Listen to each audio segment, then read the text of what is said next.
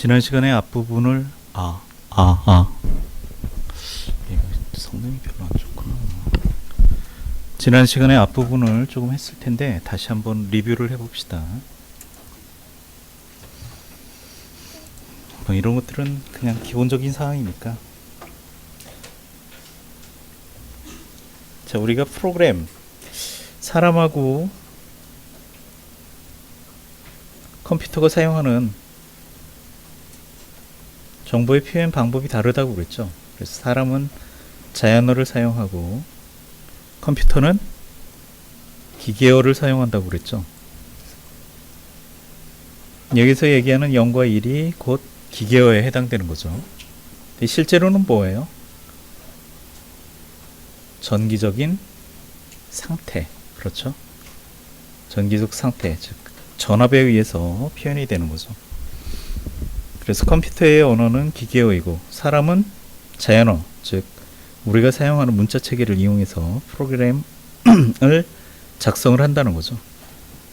영문의 형태이고 기본 문자는 영어, 그리고 숫자, 그다음에 특수문자 이런 것들을 이제 기반으로 해서 코드를 작성하는 거죠. 그래서 사람이 이해하기 쉽고 복잡한 뭐 작업, 자료구조, 알고리즘 이런 것들을 표현하기 위해서 만들어진 것이 프로그래밍 언어이고 대부분의 프로그래밍 언어는 고급 언어예요. 그래서 대표적인 것이 이제 C, 자바, 파이썬 이런 것들이 이제 고급 언어이고 기계어하고 고급 언어 사이에 중간에 해당되는 것이 어셈블리어라고 그랬죠. 그래서 기계어 명령어를 1대1로 변환시킨 명령들의 형태, 즉 니모닉이라고 했는데 이 니모닉을 사용해서 표현하는 언어가 어셈블리 언어라는 거죠. 진화는 그냥 한번 살펴보시고, 자 여기 보시면 2014 이후로 자바 8, 뭐 11, 17 이런 표현을 썼는데 이제 이것의 차이는 이전에는 패키지라는 개념을 사용했었는데 모듈이란 형태로 바뀌었다는 거죠. 크게 뭐 다르지는 않지만 그 사용하기 쉽도록 그 묶어놓은 형태를 모듈이라고 하는 거예요. 자, 그 다음에 컴파일. 컴파일이라는 것은 이제 자연어로 작성된 프로그래밍 언어를 기계어로 번역하는 과정이죠.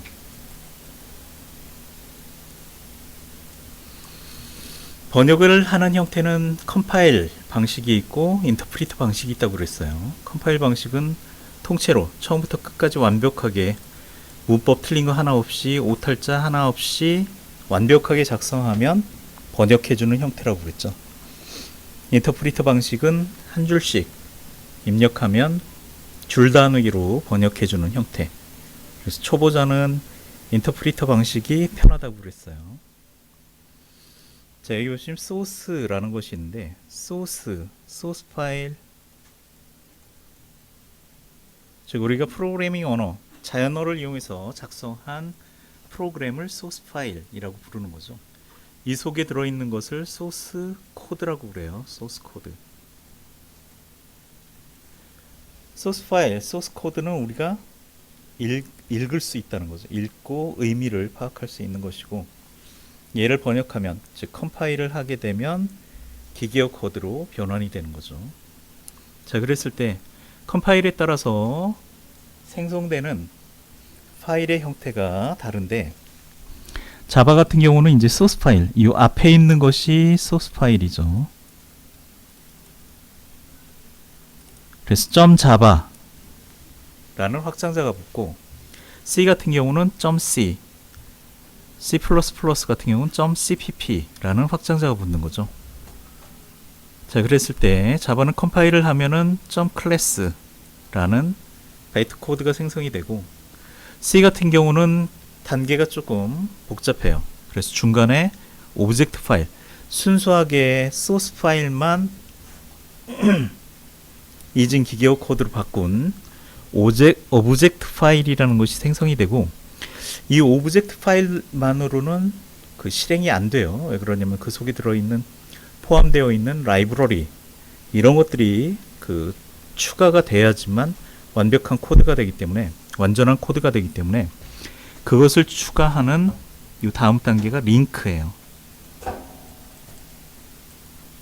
그래서 C 계열들은 컴파일 그리고 링크라는 과정을 거쳐야지만 실행 파일인 exe 파일이 만들어진다는 거죠. 자바는 간단하게 컴파일만 하면 .class 요게 이제 실행 파일에 해당되는데, 얘를 바로 실행시키는 것이 아니라 얘를 실행시키는 것이 뭐예요? 자바 버추얼 머신이라는 거죠. 자바 버추얼 머신. 자바 버추얼 머신이 이 바이트 코드를 실행을 시키는 거죠. 자바는 제임스 고슬링, 선 마이크로 시스템즈는 원래 유닉스 시스템을 만들던 회사라고 그랬어요. 근데 현재는 자바에 대한 소유권을 오라클이 가지고 있죠. 왜냐하면 선 마이크로 시스템즈를 오라클에서 인수를 해버렸어요. 그 회사 자체를. 그래서 현재는 오라클에서 관리를 하고 있죠. 자바라는 이 언어를 만든 가장 큰 목적은 이거예요. 플랫폼의 독립적인 언어를 개발하는 것이 목적이라는 거죠. 두 번째, 독립적이라는 게 뭐예요? 독립적. 프로그램이 시스템에 독립적이다.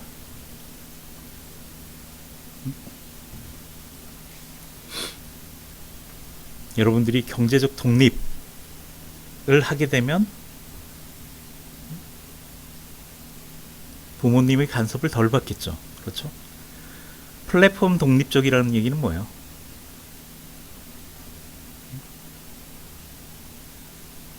플랫폼이 어떤 것이든 상관없이 실행될 수 있는 그런 언어라는 거죠. 이 자바로 작성한 프로그램은 시스템을 가리지 않고 실행될 수 있다. 그래서 플랫폼에 어떤 종속되지 않는 그런 프로그램을 만들 수가 있다는 거죠. 초기의 이름은 오크였었고 2009년에 오라클에서 인수했다라고 되어 있죠. 자, 그 다음에 WORA Write Once, Run Anywhere. 무슨 소린가요? 여기서 write라는 의미가 뭘까요?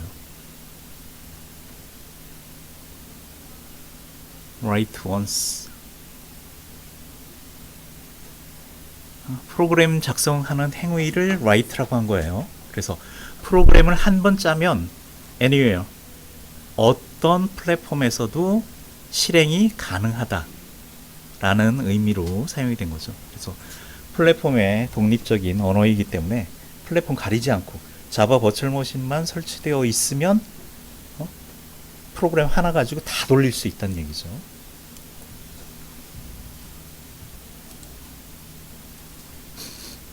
바이트 코드 컴파일한 목적 코드라고 했는데, 앞에 보시면 C 같은 경우 .obj 컴파일을 하면 .obj라는 파일이 생성이 되죠. 오브젝트 파일, 목적 코드 자체는 자연어로 작성된 프로그램을 0과 1인 기계어로 번역한 코드를 목적 코드, 오브젝트 코드라고 부르는 거예요. 근데 C 같은 경우는 그것만 가지고 실행이 안 된다는 거죠. 왜냐하면 거기에 포함되어야 되는 라이브러리들이 있기 때문에 걔네들까지 연결시키는 링크 과정이 끝나야지만 비로소 실행할 수 있는 코드가 되는 것이고, 자바는 그 중간 단계를 생략한 거예요. 자바는 그냥 목적 코드 자체가 실행을 할 수 있는 코드라는 거죠. 왜냐하면 클래스의 형태로 모든 코드가 존재하기 때문에. 그래서 자바는 따로 실행 코드라는 것을 만들지 않는다는 거죠. 바이트 코드, 즉 목적 코드 자체가 버추얼 머신에서 그냥 해석이 되고 그게 실행이에요. 해석되는 것 자체가.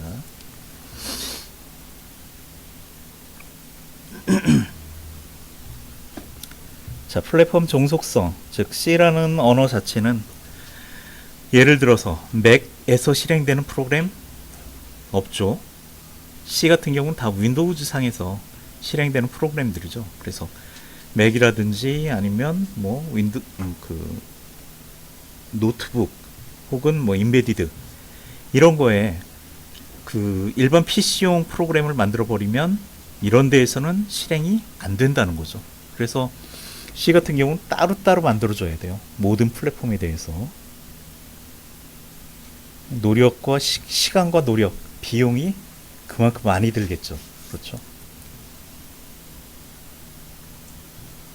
자바 같은 경우는 딱 한번 바이트 코드를 만들어 놓으면 자바 버추얼 머신만 설치하면 어떤 플랫폼이든 어떤 장치든 상관없이 다 돌아간다는 거죠. 이게 굉장히 유리한 게 이제 그 4차 산업혁명, 그 IoT, 뭐 그 EOT 이런 얘기가 나오는데 IoT 장비들이 나오면 전 세계 수많은 회사들이 그 IoT 장비를 만든단 말이에요. 그랬을 때 얘네들이 서로 호환이 되는 그런 장비가 아니라면 거기에서 돌아갈 수 있는 프로그램은 자바로밖에 못 짜는 거예요. 왜냐면 너무 많기 때문에 그런 장비들이 보통 지금 예상하는 게 그 2030년까지 뭐 700조 개 이 IoT 장비가 깔린다고 생각을 하고 있어요. 거기에 700조 개 예를 들어서 플랫폼이 한 1억 종류로 나눠진다면 1억 종류의 프로그램을 언제 짜고 있어요? 못 짜죠. 그렇죠? 그러니까 자바로 거의 대부분 작성할 수밖에 없다는 거죠. 자, 바이트 코드 그리고 자바 버추얼 머신에 대한 설명이 나오는데 자바의 바이트 코드는 .클래스 아까 컴파일을 했더니 .자바 파일을 컴파일 했더니 .클래스 파일이 생성이 됐죠. 그렇죠. 그것 자체가 바이트 코드라는 거죠. 바이트 코드는 직접적으로 실행되는 명령 그 코드가 아니에요. 반드시 자바 버추얼 머신이 있어야지만 실행이 되는 코드라는 거죠. 그래서 CPU에서 직접 실행되지 않는다라고 표현을 한 거예요.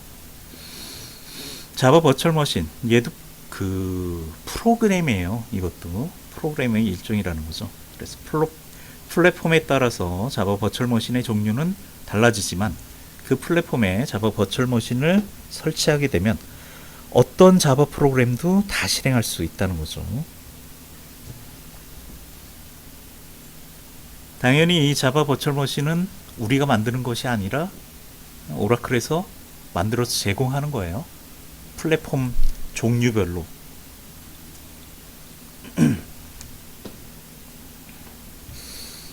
자, 바이트 코드의 디어셈블. 디어셈블 하면은 어셈블의 역변환이죠. 원래 어셈블 이라는 것 자체가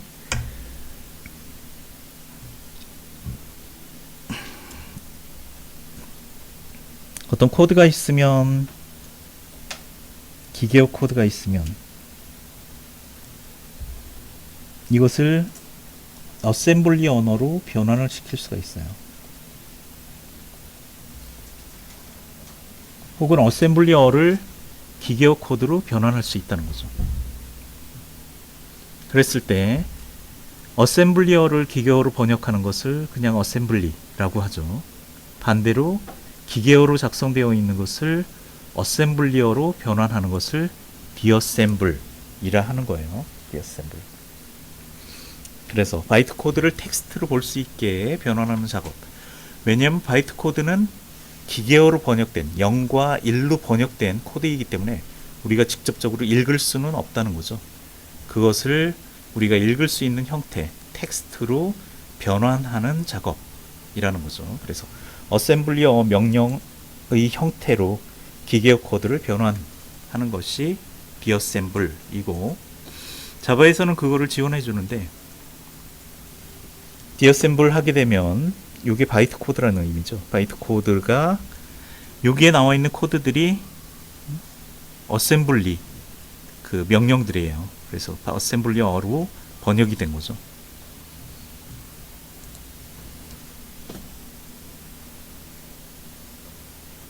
근데 뭐 이런 것까지 공부하실 필요는 없어요. 자, 이제 C++ 프로그램의 개발. 뭐 지금 C를 배우는 건 아니기 때문에 그냥 어떻게 하는지만 알아두시면 되죠.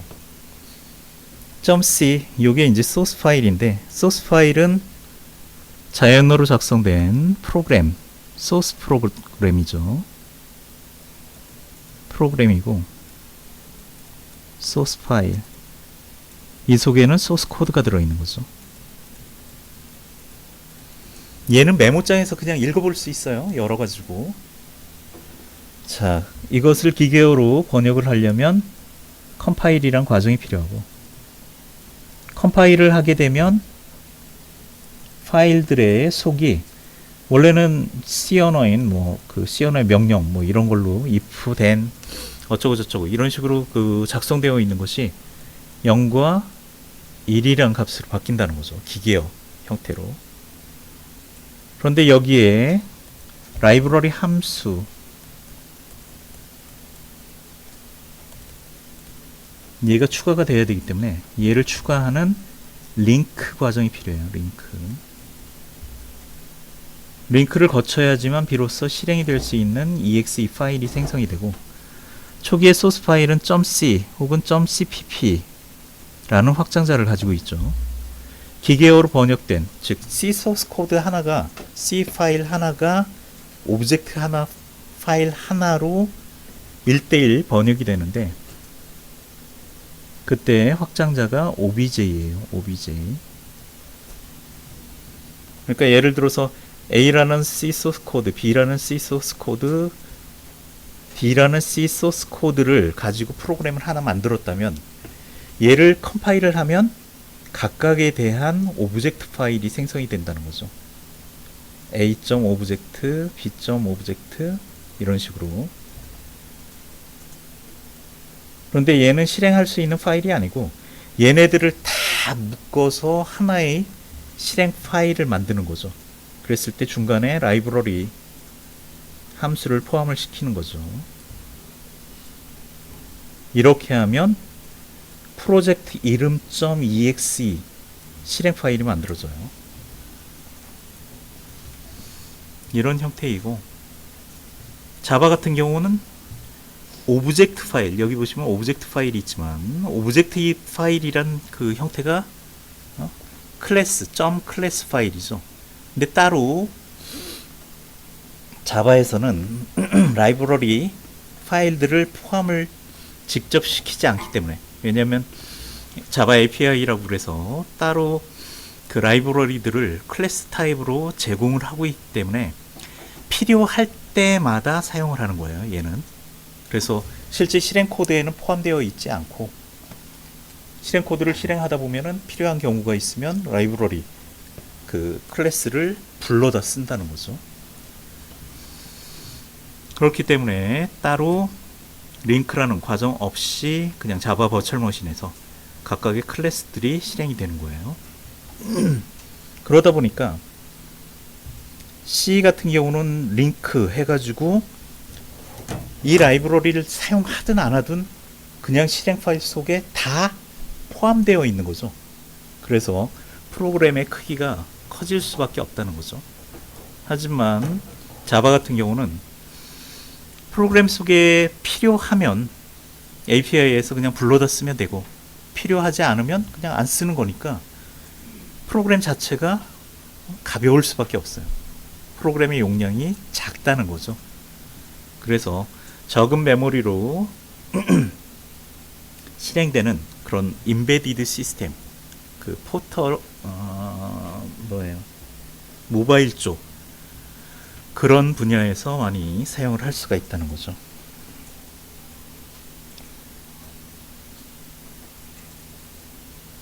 여기 보시면 JRE라는 것이 있는데 이거는 조금 이따 설명드릴게요.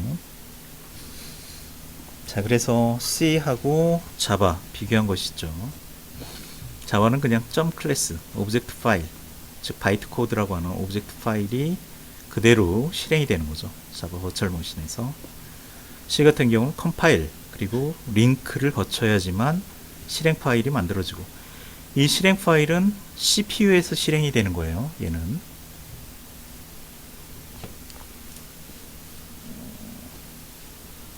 그래서 자바는 바이트 코드가 자바 버추얼 머신에서만 실행이 가능하고 C 같은 경우는 링크 과정이 반드시 필요하다는 거죠. 그러다 보니까 플랫폼의 종속적인, 왜냐하면 이 프로그램 자체를 실행하는 게 CPU라고 그랬잖아요. 그렇죠. 그러니까 CPU의 명령어에 따라서 CPU의 형태에 따라서 다른 그 코드를 작성을 해야 된다는 거죠. 그래서 플랫폼의 종속적인 언어이고 자바는 그럴 필요가 없다는 거죠. 자, JDK, JRE라는 것이 있는데 제가 이거 설치하는 거 보여드렸었나요? 시간이 오래 걸려가지고 제가 아마 미리 설치를 해서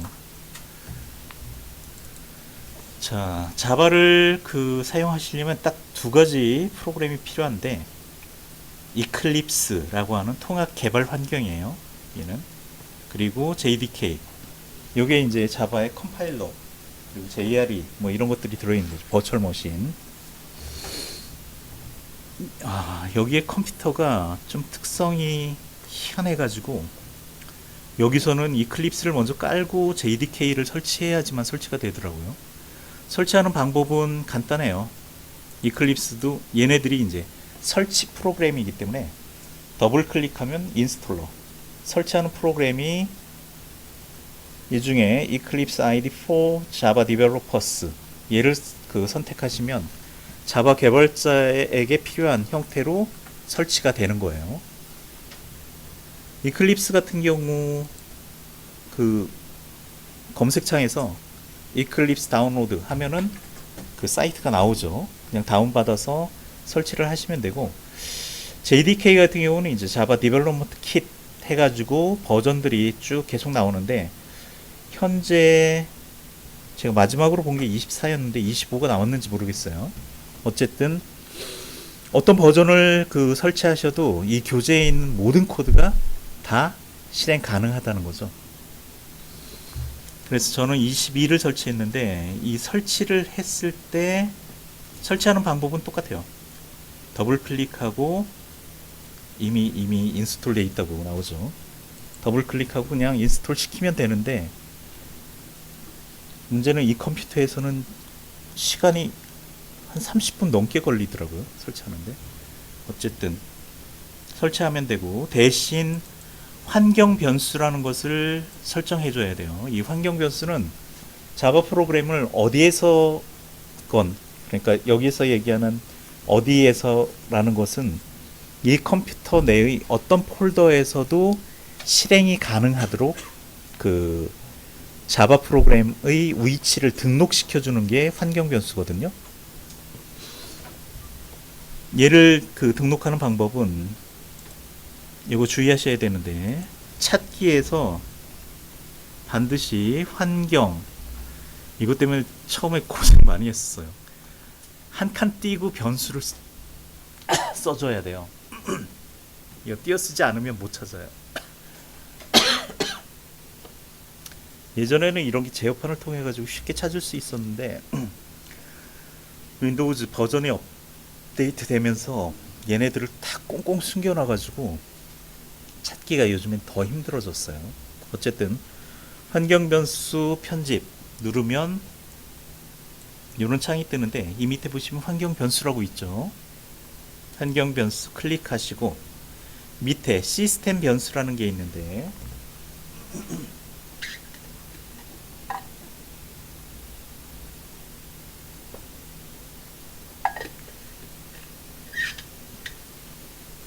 여기 자바에 대한 걸, 자바의 경로죠. 그러니까 자바 컴파일러 위치를 알려줘야 되는데, 그 위치가 어디냐면 여기에요. 지금 현재 설치되어 있는 위치가 탐색기에서 찾아보면 요게 이제 자바가 지금 현재 설치되어 있는 위치죠. 그래서 프로그램 파일스 밑에 자바 그리고 JDK 다시 22, 요 밑에 이제 빈 폴더 속에 이제 자바 컴파일러 뭐 이런 것들이 쭉 들어 있거든요. 이 경로를 등록을 시켜줘야 돼요. 등록시키는 방법은 시스템 변수에서 새로 만들기 얘를 클릭하시고 변수 이름은 아무렇게나 부여하셔도 돼요. 여기서는 그냥 자바 홈이라고 했는데 이건 그냥 그 변수의 이름이기 때문에 여러분들이 임의로 근데 자바 이렇게 하면 그 곤란하죠. 어쨌든 뭐 자바 홈 하셔도 되고 한 다음에 변수 값을 요 위치 디렉토리의 위치를 복사해서 집어넣고 확인 누르시면 이런 식으로 등록이 되죠. 자바 홈에서 등록이 되고 또 한 가지는 패스라는 게 있어요. 패스는 일반적으로 이제 그 시작 프로그램에서 실행시킬 수 있는 프로그램들을 등록하는 위치인데 여기에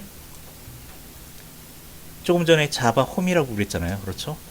자바 홈이 요 디렉토리 폴더를 의미하니까 그 뒤에다가 빈 이게 이제 자바 컴파일러의 위치인데 아까 보시면 JDK 22 밑에 빈이라고 있잖아요. 그렇죠? 이 폴더를 따로 등록을 시켜주는 거예요.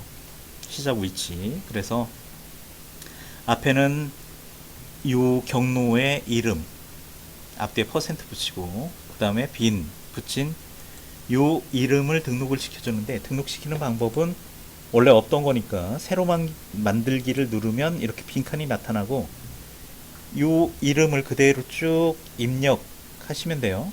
입력하시고 그 다음에 맨 위로 이동 누르면 이렇게 위로 올라가니까 해서 맨 위로 올라가도록 하고 확인 누르시면 되죠. 자, 정상적으로 이제 그 환경 변수가 설정이 됐는지 확인하는 방법은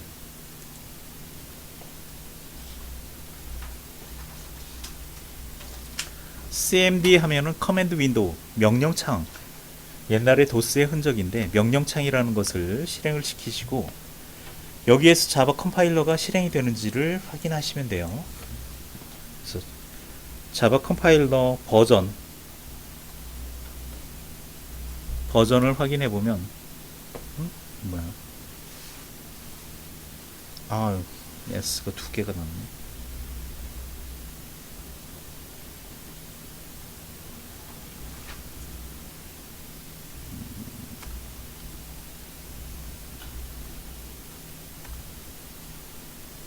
이렇게 등록된 자바의 버전이 나오면 정상적으로 이제 사용을 할 수가 있다는 거죠. 이 같은 경우 이런 식으로 이제 자바에 대한 설명 뭐 그런 것들이 나오는데 사용 방법 이렇게 되면 이제 정상적으로 자바 컴파일러를 아무 데서나 쓸 수가 있어요. 자, 그렇다면 JDK하고 JRE 두 가지가 어떤 차이가 있느냐? JDK는 말 그대로 개발자들이 사용할 수 있는 컴파일러 그리고 그 개발 도구 이런 것들을 포함하고 있는 것이 JDK라는 거죠. 근데 JDK를 설치하면 JRE까지 같이 설치가 돼요. 근데 JRE 속에 뭐가 들어있냐면 자바 버추얼 머신이 포함되어 있다는 거죠. 그렇죠? 그러니까 자바로 작성한 프로그램을 나는 실행만 시키고 싶다 하면은 뭐예요? JRE만 설치하면 되는 거죠. JDK는 누가 설치해야 되는 거예요? 우리처럼 프로그램을 공부하는 사람 혹은 개발을 하는 사람들이 JDK를 설치하면 자바로 프로그램도 짤 수 있고 그것을 실행시킬 수 있는 버추얼 머신도 깔린다는 거죠. 버추얼 머신이 깔려 있어야지 내가 짠 프로그램을 내 컴퓨터에서 실행할 수 있잖아요. 그렇죠? 그래서 이 두 가지가 JDK를 깔면 다 설치가 된다는 거죠. JDK 속에는 여러 가지 도구들이 있는데 컴파일러라든지 아니면 실행할 수 있는 버추얼 머신이라든지 아니면 뭐 도큐멘트를 생성할 수 있는 자바독이라든지 아까 얘기했었던 디애셈블러 이런 것들이 다 포함되어 있죠. 근데 직접적으로 우리가 컴파일러를 가지고 코드를 생성하고 얘를 뭐 바이트 코드로 변환하고 목적 코드로 변환하고 이렇게 하려면 굉장히 힘들어요. 그래서 그것들을 통합 한꺼번에 실행시키고 컴파일하고 할 수 있는 그런 통합 개발 환경이 필요하다는 거죠. 그래서 사용하는 것이 이클립스라고 하는 프로그램이라는 거죠. 이클립스. 자, JDK의 구성이라고 나왔는데 이 위쪽은 이제 개발과 관련된 것이고 이 밑에 JRE는 뭐예요? 자바 버추얼 머신, 그리고 자바 버추얼 머신에서 뭔가 실행할 때 필요한 클래스 라이브러리 이런 것들이 들어있다는 거죠.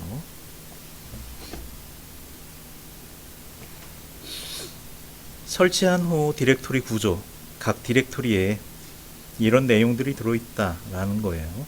아까 보셨지만 버전에 따라서 약간 차이가 있기 때문에 bin configuration include 뭐 jmos legal library 이런 폴더들이 생성이 되죠.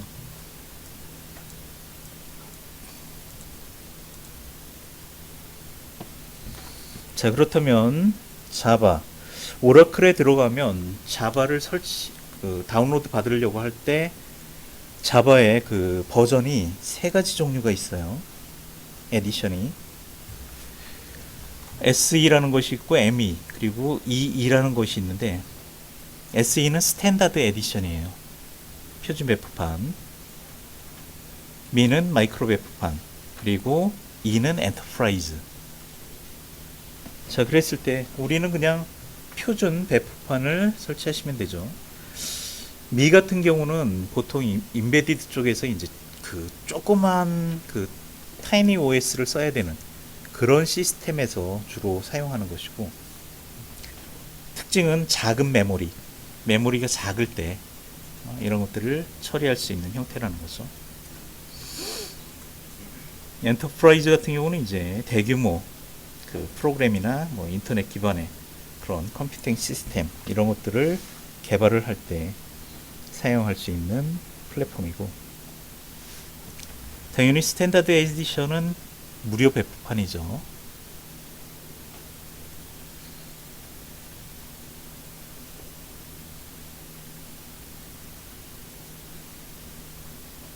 누굴까요?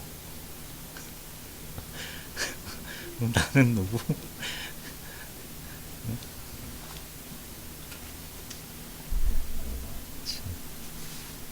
이 사람이 제임스 고슬링이에요. 자바를 개발한.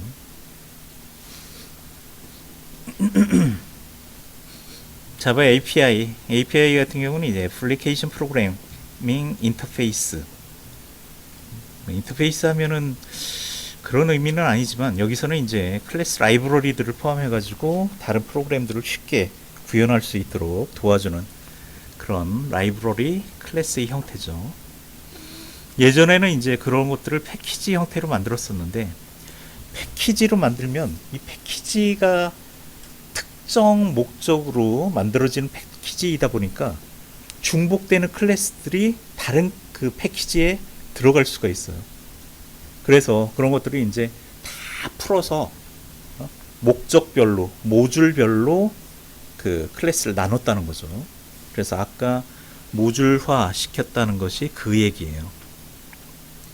지금은 패키지로 프로그램을 작성해도, 클래스 모듈로 작성을 해도 다 실행을 시킬 수 있게 설계가 되어 있어요. 그래서 그런 것들을 굳이 신경 쓸 필요는 없다는 거죠. 자, 여기 보시면 필요한 클래스가 있으면 패키지를 임포트 하면 된다라고 되어 있죠. 즉 필요할 때에만 클래스를 불러다가 사용을 하면 된다는 거죠. 자, 자바 9 아까도 말씀드렸지만 모듈화라고 그랬죠. 그래서 목적별로 라이브러리들을 모듈화해서 사용을 한다는 거죠. 그래서 중복 이런 것들을 최소화하고, 보통 이제 소형 IoT 이런 것들이 이제 프로그램이 무거워지면 점점 모바일 쪽에서는 이제 사용하기가 힘들다는 거예요. 그래서 어떻게 하면 프로그램을 가볍게 실행을 시킬 수 있느냐. 가볍게라는 것은 적은 메모리 용량, 적은 그 CPU 성능 이런 것들로도 실행시킬 수 있는 그런 프로그램을 만드는 것이 점점 중요해졌다는 거죠.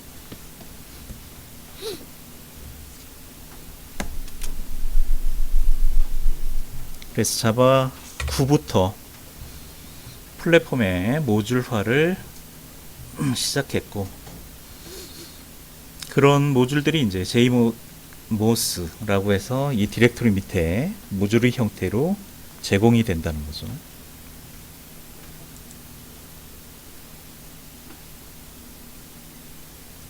결국에는 프로그램이라는 것이 파일이라고 그랬어요. 그렇죠? 파일이 개수가 많아지면 이걸 한 폴더에 몰아놓기가 힘들죠. 왜냐하면 그 효율적으로 관리하려면 폴더별로 분류를 해야 되니까. 그래서 이 JDK도 마찬가지로 이렇게 폴더를 분류해 놓고 특성에 맞게 파일들을 모아 놓은 거죠. 그러니까 얘도 프로그램이기 때문에 이렇게 폴더 구조를 갖는 거예요. 똑같이.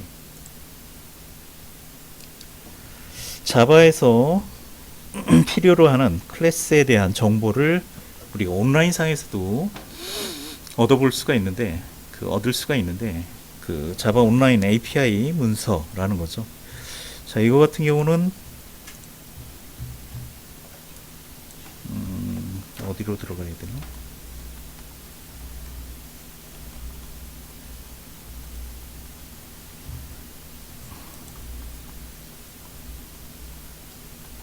에이, 자비가 뭐냐?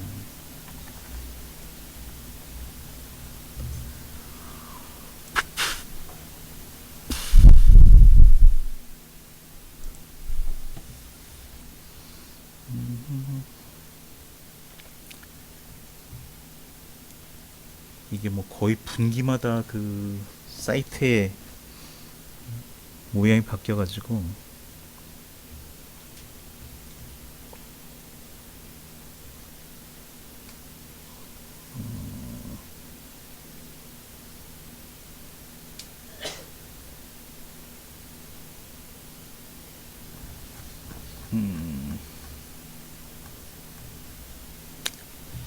클래스 라이브러리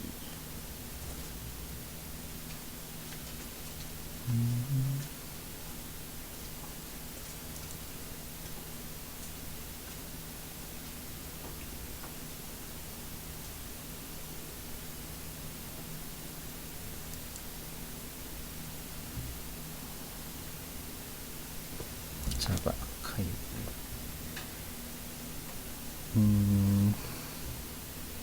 또 찾으면 없어요.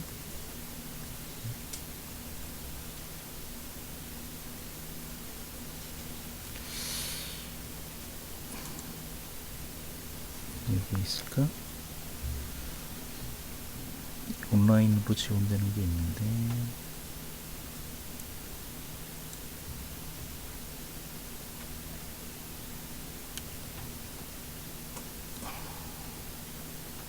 꼭 멍석 깔면은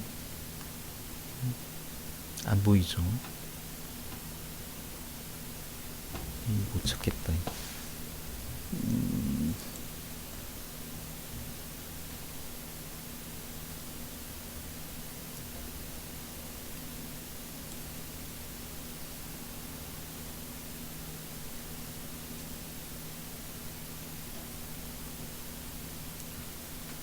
자바 SE 맞는데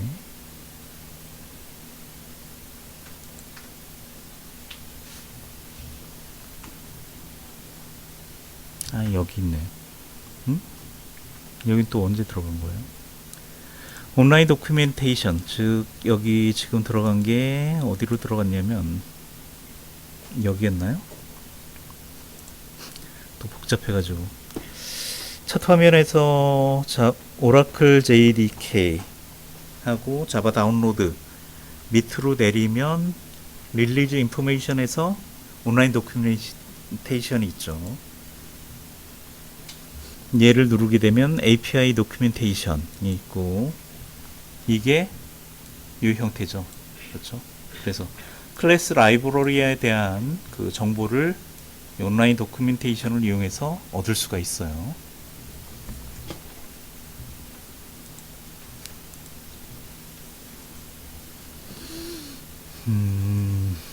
자, 그 다음에 IDE. IDE라는 것은 Integrated Development Environment. 라임이 좀 이상하죠. 통합 개발 환경이라고 하는데 이것도 프로그램이에요. 프로그램. 그래서 이 프로그램 속에는 코드를 작성할 수 있는 편집기도 있고, 그 코드를 작성한 코드를 기계어로 번역해주는 번역기도 들어있고, 뭐 그 디버깅을 할 수 있는 디버거도 들어있고, 이런 것들이 다 한꺼번에 들어있는 프로그램을 통합 개발 환경이라 한다는 거죠. 그래서 대표적인 것이 이제 자바에서는 이클립스, C 계열에서는 뭐 비주얼 스튜디오, 이런 것들이 이제 통합 개발 환경 프로그램이죠. 얘는 자바에서는 JDK를 설치하고 이클립스를 설치하면 이클립스가 자동적으로 JDK를 찾아가지고 자바 컴파일러를 찾아서 그 컴파일러를 이용해 가지고 컴파일을 해주는 거예요. 따로 우리가 등록시킬 필요가 없어요. 자, 그 다음에 나오는 자바독이라는 프로그램은, 얘 같은 경우는 이제 우리가 작성한 프로그램을 그 HTML 형태로 도큐멘테이션을 생성하는 그런 프로그램이라는 거죠. 왜냐하면 보통 이런 프로그램을 배포할 때 온라인상으로 배포를 하는데, 프로그램 이외에도 프로그램에 대한 설명, 뭐 기술적인 지원, 이런 것들을 해줘야 되잖아요. 그럴 때 그런 문서들을 자동적으로 생성해주는 그 프로그램이 바로 자바독이라는 거죠. 그래서 예를 들어서 hello.java라는 이 코드를 나는 지금 도큐멘테이션을 생성하고 싶다 라고 하면, 이렇게 자바독 하고서 hello.java 하게 되면 hello.html 이라는 파일의 형태로 도큐멘테이션을 생성을 한다는 거죠.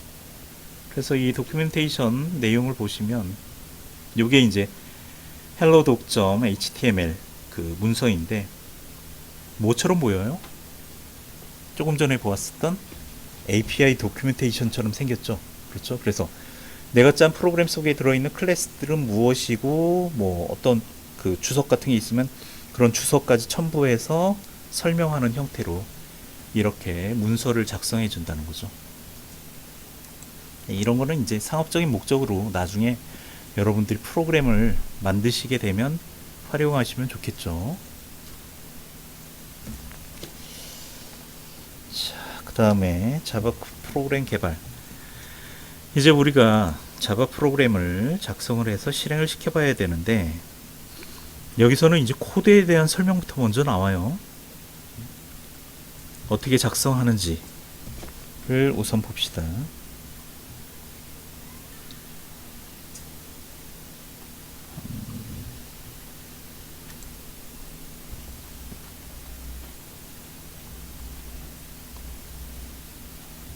자, 이클립스 지금 워크스페이스라고 있는데, 내가 생성하는 그 프로그램 파일들을 어디에 저장할 거냐 그 얘기예요. 워크스페이스는.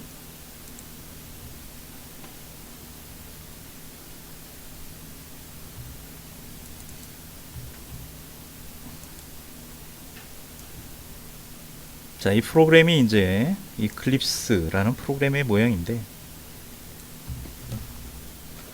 항상 프로그램들은 객체지향, 특히 객체지향 언어들은 프로젝트라는 그 개념으로 프로그램을 생성을 하죠. 프로젝트, 솔루션 이런 개념이 있는데, 간단히 설명드리면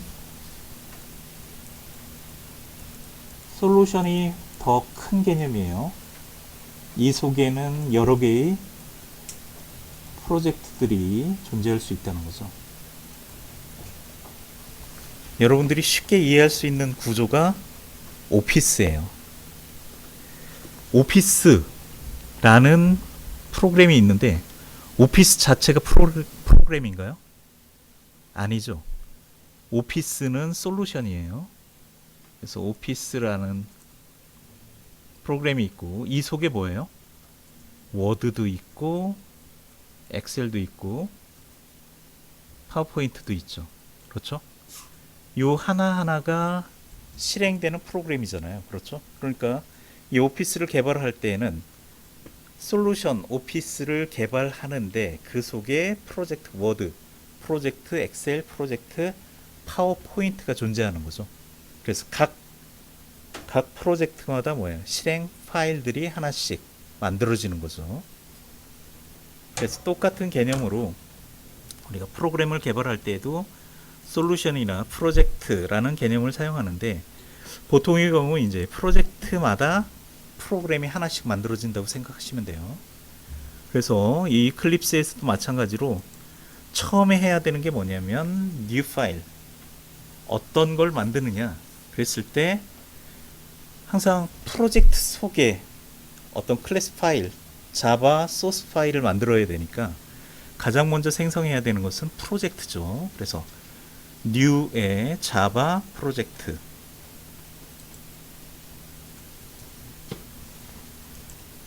그리고 뭐 프로젝트 이름은 이게 스킨이 있어가지고 잘 안 눌리네. 여러분들 마음대로 정하셔도 되는데 뭐 샘플 테스트라고 합시다.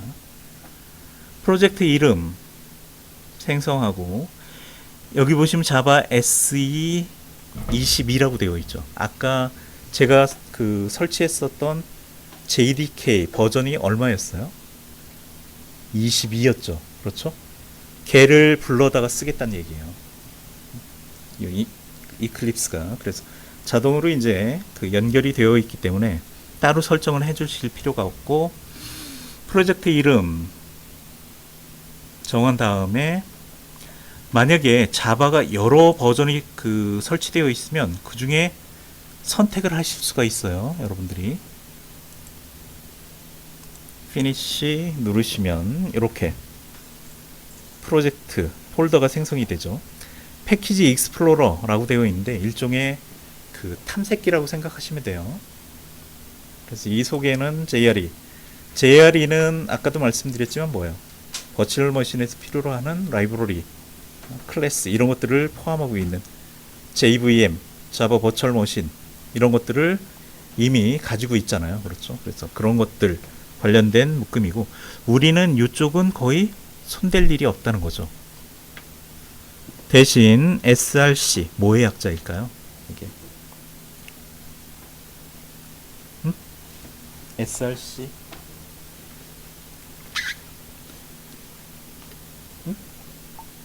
소스 그렇죠. 소스예요.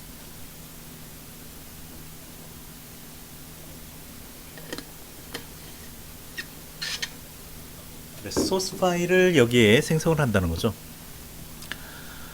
자, 프로젝트에서 마찬가지로 new 하시고 클래스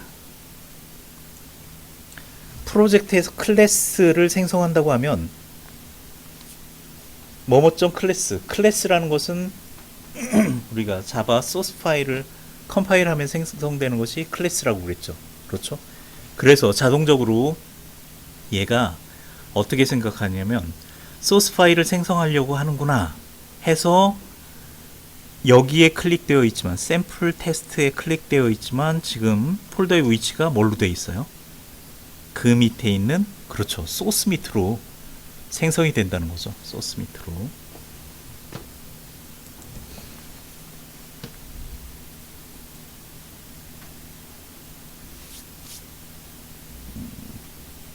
이것도 클래스 이름이니까 잠시만요.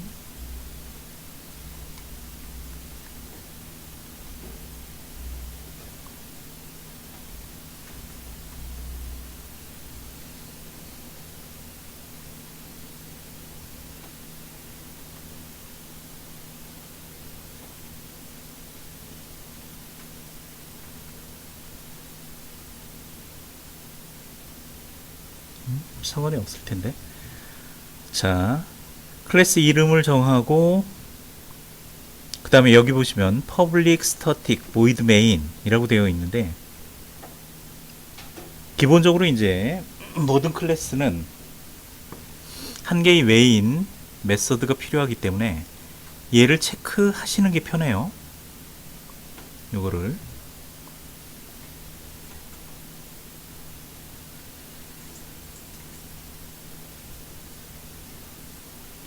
먼저 만들어진 것이 있나?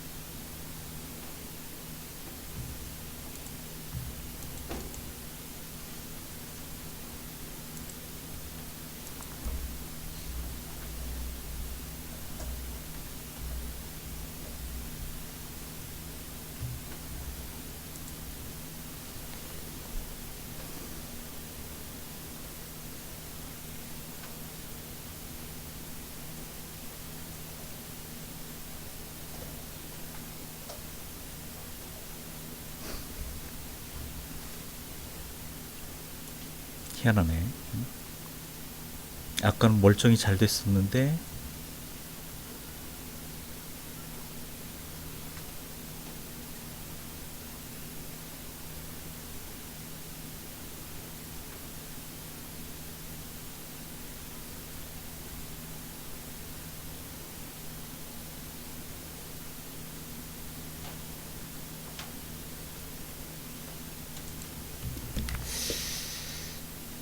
자, 다시 이게 이제 모듈, 아까도 말씀드렸지만 패키지하고 모듈 때문에 아까 그 약간의 혼동이 있었는데,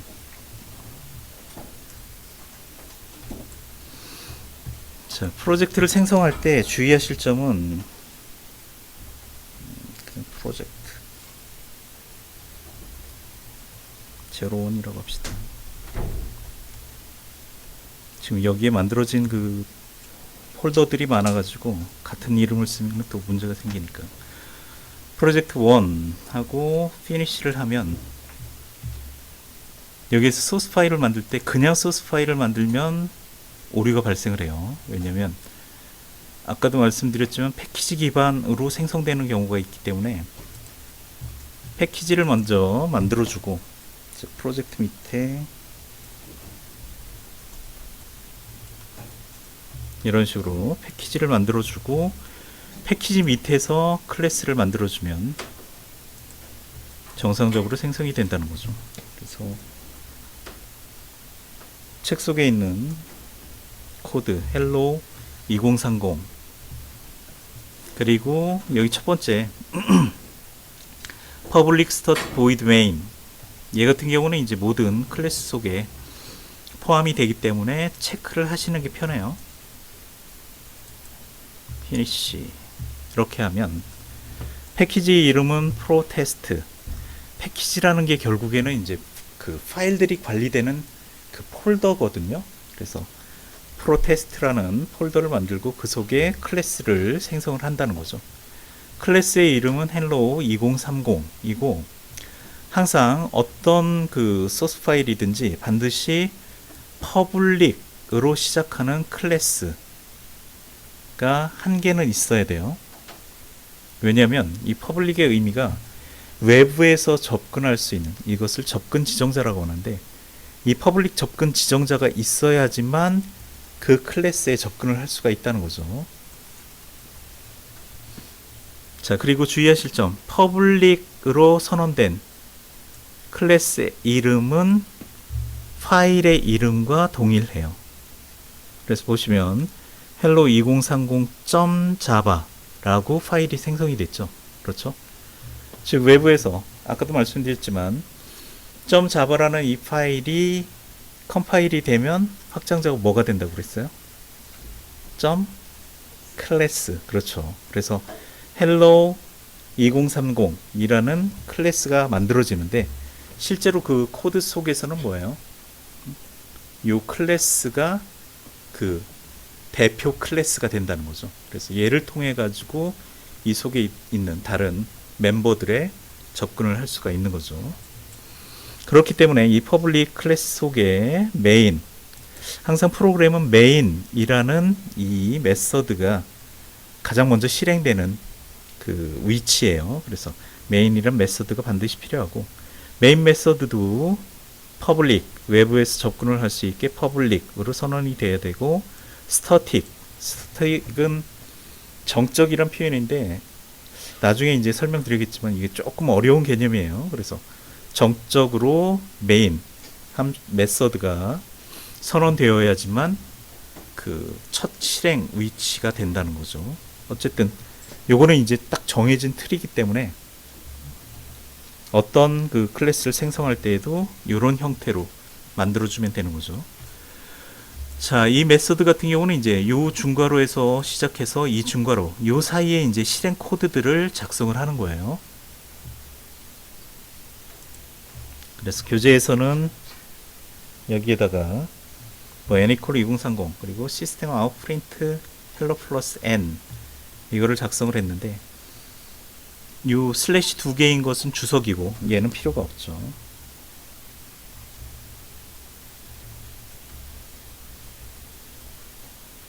항상 그리고 그 자바 같은 경우는 C의 흔적이 남아 있는데 그 중에 하나가 뭐냐면 명령어 끝에 세미콜론을 반드시 붙여야 된다는 거.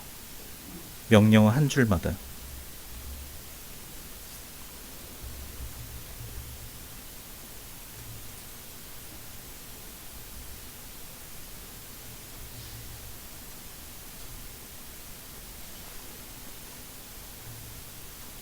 LN이었나요? 뭐였죠?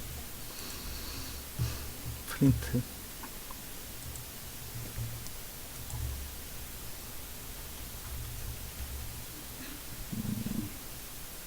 그 다음에 뭐였죠? 뭐였나요? 응? 코드. 문자에 나왔던 것 같은데. 헬로.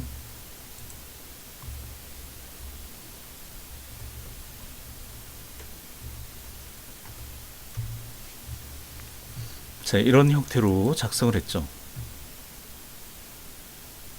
자, 인트라는 것은 이제 데이터 타입이에요. n은 변수. 변수라는 것은 이제 데이터를 저장할 수 있는 메모리 공간이고, 그 메모리 공간의 형태가 int형이라는 거죠. 즉, 모든 프로그램에서는 데이터를 처리할 때 어떤 식으로 처리하냐면, 여기에 쓸 수 있나? 안 되죠. 프로그램에서는 보통 프로그램이 실행되는 형태를 요리에 비유를 많이 하는데, 그렇게 하는 이유는 요리에서는 우리가 식재료가 있고 이것을 요리하려면 어딘가에 담아야 되죠. 그렇죠? 그래서 그릇에 담아서 조리를 하고, 조리가 끝나면 음식이 완성되는 거죠. 그렇죠? 이것과 마찬가지로 우리가 처리하려고 하는 데이터가 있는데, 데이터는 식재료하고 똑같은 거예요. 그래서 아무데나 놓을 수가 없다는 거죠. 반드시 그릇에 담아야 되는데, 이 그릇의 이름이 변수라는 거죠. 변수. 그래서 데이터는 처리하기 위해서 반드시 변수에 담아서 처리를 하고, 여기는 처리죠. 데이터를 처리하면 어떤 결과가 출력된다는 거죠. 이 형태이기 때문에 우리가 작성한 코드에서도 int n, 요 n이 변수라는 거예요. 변수 n에다가 2030이라는 값을 대입연산자 equal, 수학에서는 equal 같다는 의미이지만 프로그램 코드에서는 오른쪽의 데이터를 왼쪽에 저장하시오, 이런 의미예요. 그래서 n이라는 메모리 공간을 만들고, 원래는 메모리 공간은 주소라는 형태로 구분이 되는데, 우리가 숫자 체계인 이진수 32자리 또는 64자리의 주소값을 기억할 수가 없겠죠. 그래서 각 주소마다 이름을 붙일 수가 있어요. 그래서 여기서는 n이라는 이름을 붙이고 그 위치에 2030이라는 값을 저장했다는 거죠. int라는 건 뭐냐면 거기에 담을 수 있는 데이터의 모양, 즉 그릇의 종류라고 생각하시면 돼요. 그래서 우리가 액체 형태는 접시에 담을 수 없잖아요. 그렇죠? 그래서 액체 형태는 이렇게 볼록한 오목한 그릇에 담아야 되고, 뭐 파전 같은 거는 그냥 접시에 담으면 되죠. 즉 데이터의 형태에 따라서 담을 수 있는 그릇을 마련을 해야 되는데, int라는 것이 이제 그릇의 종류, 데이터의 종류를 나타내는 거죠. 그래서 int는 인티저, 정수형의 약자예요. 그래서 정수형을 담을 수 있는 그릇 n을 준비해 놓고 거기에다가 2030을 담으시오, 이 얘기죠. 자, 시스템 아웃 이거는 이제 라이브러리 클래스인데 콘솔형 출력이라고 그래서 시스템에 아웃하면은 어떤 출력 장치를 의미하는데, 기본적으로 이제 콘솔형 출력 장치, 모니터를 의미하는 거죠. 그래서 모니터 쪽에 프린트 메서드인데 출력을 하는데 괄호 속의 내용을 출력하시오 예요. 그래서 헬로우라는 문자를 출력하고 플러스, 이게 산술연산에서 사용한 더하기의 의미가 아니에요. 프린트 함수에서 사용하는 연산자인데 앞에 데이터 뒤에다가 그 다음 데이터를 이어서 출력하시오, 그런 의미예요. 그래서 헬로우를 출력하고 그 다음에 n을 출력하시오 라는 거죠. 그래서 헬로우가 출력되고 곧바로 뭐예요? n의 값, n이 가지고 있는 값 2030이 출력으로 나왔죠. 그래서 이클립스에서도 실행시킬 때에는, 자, 이클립스 보시면 위에 run 이란 버튼이 있는데 이 run 버튼을 누르면 이렇게 실행 결과가 밑에 출력으로 나온다는 거죠. 그리고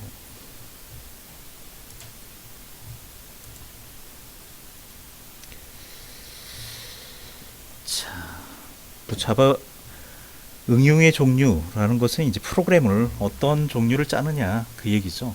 그래서 PC 등 데스크탑에서 실행될 수 있는 그런 프로그램을 작성한다든지, 아니면 웹 쪽, 웹하면 인터넷 얘기하는 거죠. 인터넷하고 웹은 다른 개념이에요. 그냥 우리는 흔히 섞어서 쓰는데, 인터넷 하면은 의미가 뭘까요? 인터넷, 네트워크를 얘기하는 거예요. 인터넷은 그러니까 하드웨어죠. 하드웨어. 전 세계의 그 컴퓨터들, 컴퓨팅 시스템들을 연결시키는 하드웨어를 인터넷이라고 부르는 것이고, 그 인터넷상에서 제공되는 서비스가 웹 서비스예요. 웹 서비스. 그래서 여러분들이 뭐 포털에서 검색하고 이런 것들이 모두 다 웹이 되는 거죠. 그래서 웹은 응용 프로그램의 종류이고, 여기 보시면 백엔드 그리고 프론트엔드라는 표현이 나오는데, 엔드 하면 끝단이잖아요. 그렇죠? 끝단인데 백과 프론트의 개념이, 이게 동서양이 바라보는 시각이 다르다고 해요. 예전에 무슨 다큐멘터리에서 나왔었는데, 예를 들어서 한번 해봅시다. 여기에 내가 서 있고 뭐 돌멩이가 있다고 해봅시다. 그랬을 때 A, B, C. 이 중에서 앞쪽에 있는 게 어떤 거예요? A, B, C 중 앞쪽.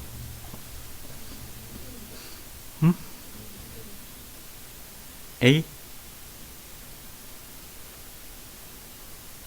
C라고 생각하시는 분? 이게 힌트를 드려서 그런가?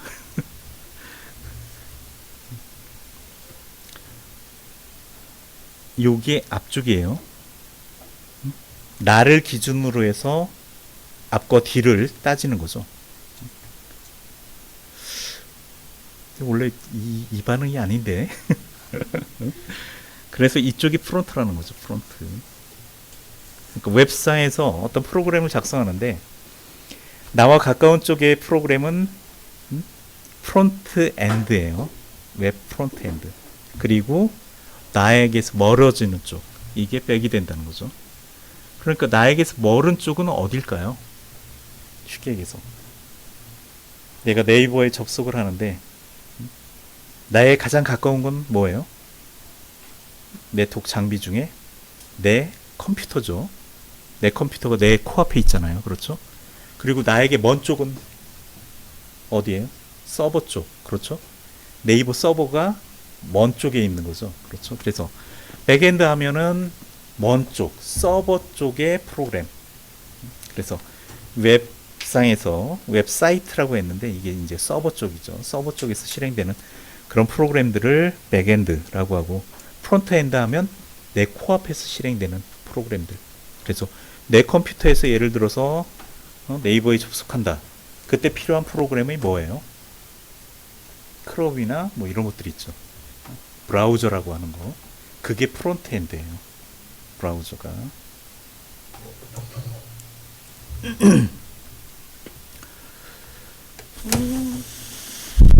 백엔드의 전형적인 형태는 뭐 프레임워크이라는 형태이고, 뭐 스프링 이런 것들이 있죠. 그러니까 플랫폼 쪽에서 돌아가는 프로그램이라고 생각하시면 돼요. 백엔드는.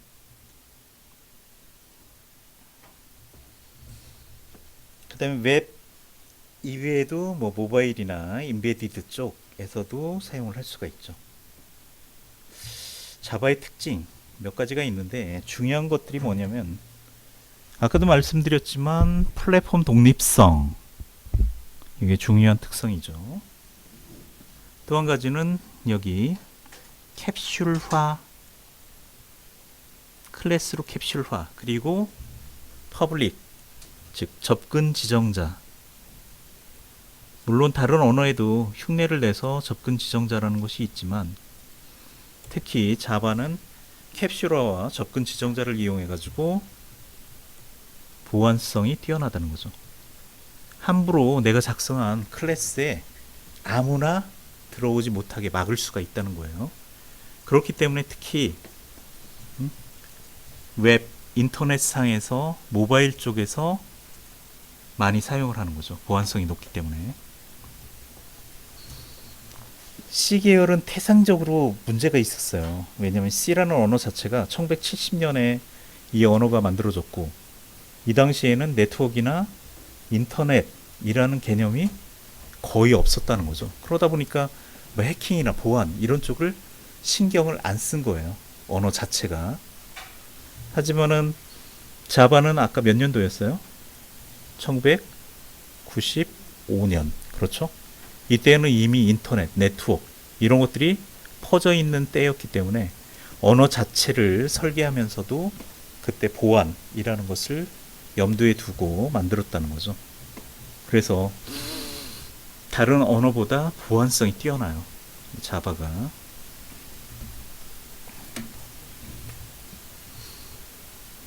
그런 특징이 있고, .자바 소스 파일, 그리고 .클래스 오브젝트, 바이트 코드의 형태라는 거죠. 자, 그래서 .java, a.java 하면은 이 파일 속에 여러 개의 클래스가 있는데, 바이트 코드는 클래스마다 번역이 돼서 생성이 되는 거예요. 클래스마다.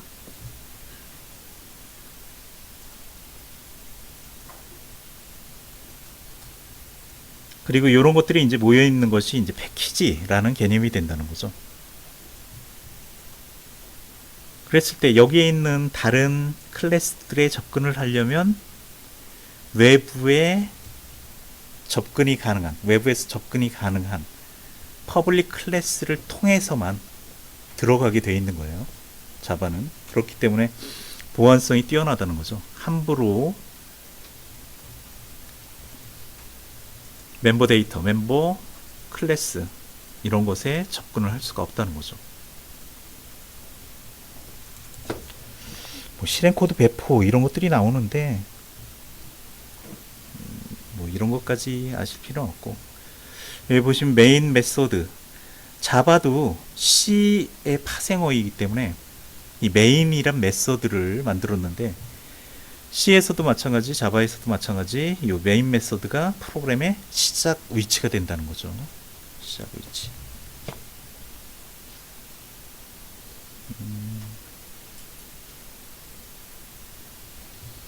자, 그 다음에 개비지 컬렉션에 대해서 나오는데, 이거는 그 자바의 어떤 단점 중에 하나인데 나중에 설명드리겠지만, 객체가 생성이 됐을 때 레퍼런스가 다른 객체를 가리키게 되면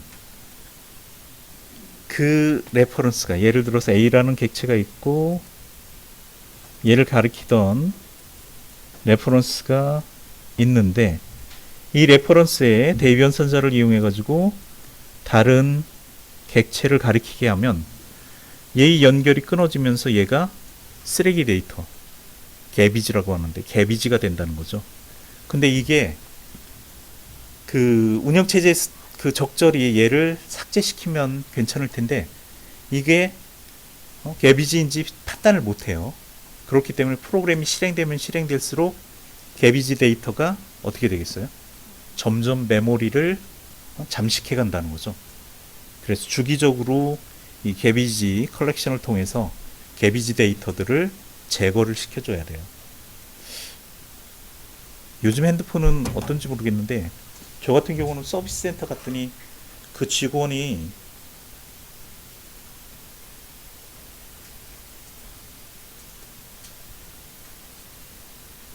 저장 공간하고 메모리를 뭐 그 청소할 수 있는 이런 걸 설치해 주더라고요. 얘를 누르면은 메모리가 그 용량이 늘어나요. 사용할 수 있는 용량이. 개비지를 그 삭제하기 때문에.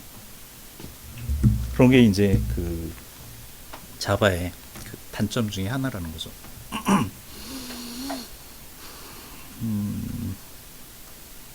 보안성이 뛰어나고 JIT, 뭐 Just in Time 해가지고 컴파일 기법을 사용해서 빠르게 그 처리를 할 수 있다는 거죠. 뭐 이런 것들이 특징인데,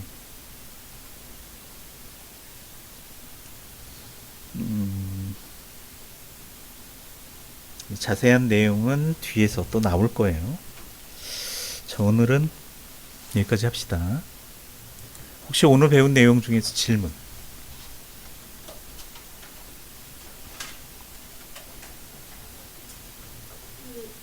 아까 전에 SRC라는 용어가 하나 나왔었는데 예.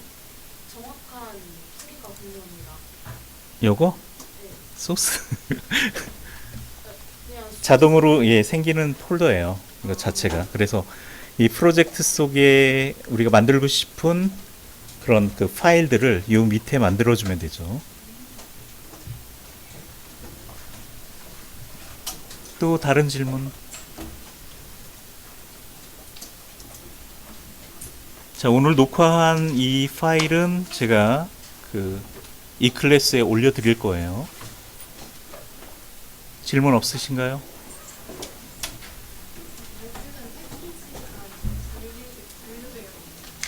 그렇죠. 모듈이 더 발전된 개념이라고 생각하시면 돼요. 중복되는 것들을 정리해서 그 필요한 카테고리별로 모아놓은 것이 모듈이라고 생각하시면 돼요. 근데 제가 잘못 이해한 건지 궁금한데 제가 모듈이 클래스를 취사 선택해서 뭐하는 거 아닌가요? 패키지 안에 클래스들이 있는데 응? 응? 그러니까 클래스, 패키지 모듈의 관계가 정리돼요. 그게 언어마다 조금씩 차이가 있어요. 예, 그 정의가. 그래서 파이썬 다르고 자바가 또 달라요. 그래서 제가 지금 헷갈리는 거예요. 근데 그 모듈을 만든 이유는 패키지 사이에 그 어떤 중복되는 그런 부분들이 있기 때문에 그런 것들을 이제 정리하려고 모듈의 형태로 만든 거죠. 그래서 뭐 모듈이 크냐 패키지가 크냐 이거는 조금 그 다루기가 그걸 평가하기가 조금 어려워요. 다른 질문 없으신가요? 수고하셨습니다.